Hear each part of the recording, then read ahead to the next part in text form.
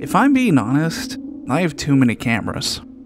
Not enough cameras, but too many that possibly do the same thing. But what if I was to tell you that I have two cameras that are identical?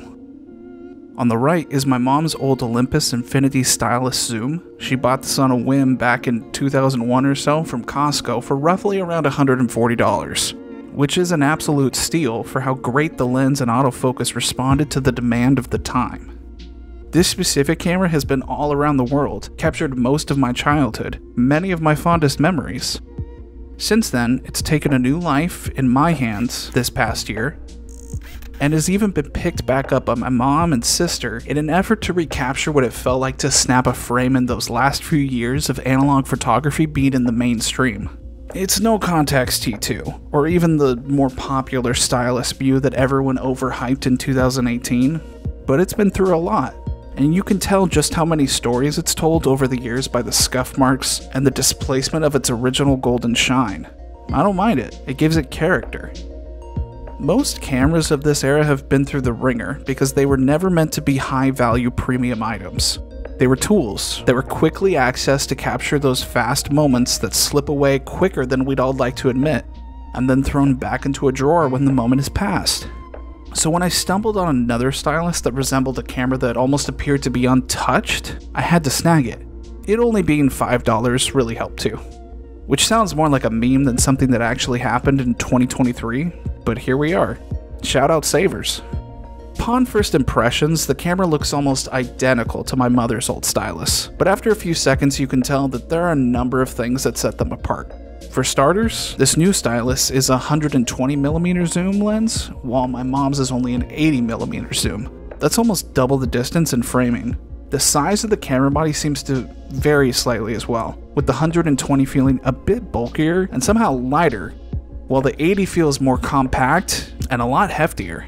The materials are clearly different in the make between these two variants. The frame counter has been moved from the back from its original top placement on the 80mm, but the biggest difference is the hand feel, and I'm not talking about which one makes me blush more, it's just hard to describe.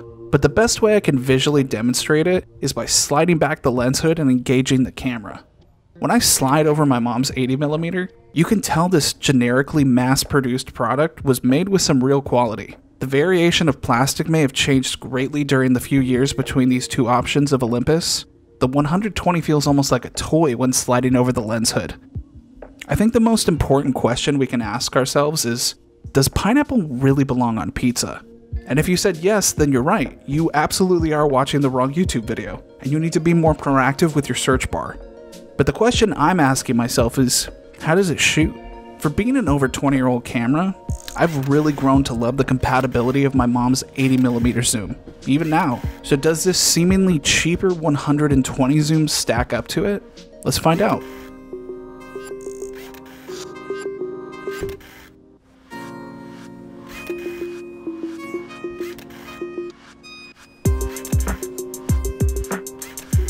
The conclusion to take away from this video is not which camera looks better so you can instantly go buy the exact model on eBay, but to keep an eye out around the house. Talk to your parents, see what they've set aside or forgotten about in storage.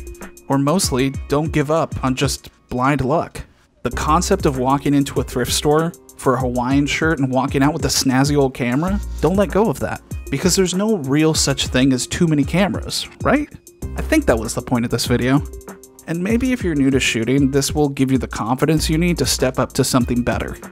So if you see a camera that kind of looks like the hipster crazed camera you've seen priced for way too much money online, buy it. We all know film development is really where we're gonna go broke. These things won't work forever, but neither will we. Life will be the death of us. But in this life, let's try our best to collect as many scuff marks and dents along the way of our stories that we still have left to tell.